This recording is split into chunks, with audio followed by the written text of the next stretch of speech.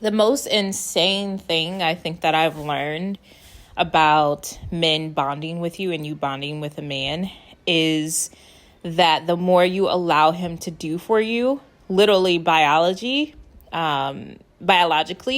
and scientifically, the more he'll be bonded to you. That's insane to me, especially when you're a woman who has been taught that you need to constantly give yourself to a man and perform and audition for a man. That is the most insane concept and theory, right? And this is probably, I've made videos about this before, about how the more you allow a man to give and the more you receive, the more he bonds to you. I've made 2 videos, I think, already about this, but yeah, if you want a man to bond with you, you literally have to allow. And allowing a man to do for you is different than making a man do for you. Because let me tell you scientifically what happens when a woman is like, no, you need to do this for me. Scientifically, his testosterone, which already is lower, right? When a man is with you, his testosterone, the main hormone that makes him masculine, right? It already decreases naturally when he's around you, right? So in the wild, in antiquity, when a man was hunting, his testosterone was high. His testosterone was high because it allowed him to actually hunt. It was a survival skill. It was a survival hormone. So when you tell a man you need to do for me, it threatens his testosterone. It makes his testosterone dip, which is a threat to his survival, because although times have changed, you all, a man and a woman's brain has not changed. Our bodies, our chemicals, biology has not changed. So when you threaten a man to do for you, he's going to pull away, versus you allowing a man to give to you and you creating space for a man to give to you. And if you need further help with this, you can book a session with me. The link is below. You can book a free discovery call so I can guide you through this process.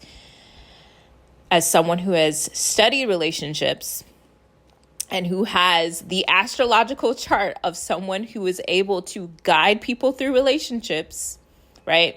But anyway, when you give a man space to give to you, it helps him to bond to you, right? That's why we always say that the man hunts, the woman attracts, the man hunts, all right? That helps him to bond to you. And so we've also talked about in another video, vasopressin, which is the hormone that that's stimulated by a man when there's some type of stressful situation that you're putting him in. And I don't mean that you're arguing with him. I mean, when you're asking him to do something, the work that he does, that he has to exert in order to do something for you, is what stimulates vasopressin. And the vasopressin, also along with dopamine and testosterone, is what helps him to bond with you. And when you allow a man to build up vasopressin before you sleep with him, then that helps him to bond with you. And then when you sleep with him, part of that vasopressin that helps him bond with you is depleted. That's why it needs to be built up. The longer you wait for that vasopressin to build up, whenever you do end up sleeping with him, right, it'll be depleted, but it won't all be depleted. Right. So these are some of the concepts that I'm talking about. These are some of the scientific, and do this research yourself. You know, you don't have to obviously work with me in order to get this knowledge and to walk you through it. Research for yourself. Okay. But this is some of the science that is going to help you bond to a man. You have to, and believe it or not, this is going to be hard, because this is a hard concept for me to wrap my mind around. What do you mean? I've been taught that I need to cook, clean for a man, audition for a man.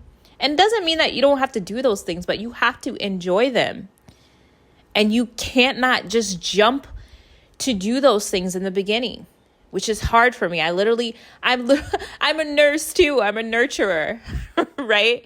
I'm a teacher. So I want to jump at the chance to do for a man, but I can't. And so sometimes that can be hard for you. And we've talked about how your brain has these familiar patterns. So you have to move out of the pattern of constantly doing for a man and giving to a man right away. You have to allow him to give to you. And if he is that type of man who has some resistance to it, right? And they may have initial resistance. But if he has a resistance to it, then obviously you know that because you desire a man to truly bond with you and have a healthy love relationships, here we are tending to nurturing and calling in and attracting healthy relationships and dynamics here. Okay? So you know that that's not in alignment. So you can just let him go. It's actually quite easy. All right?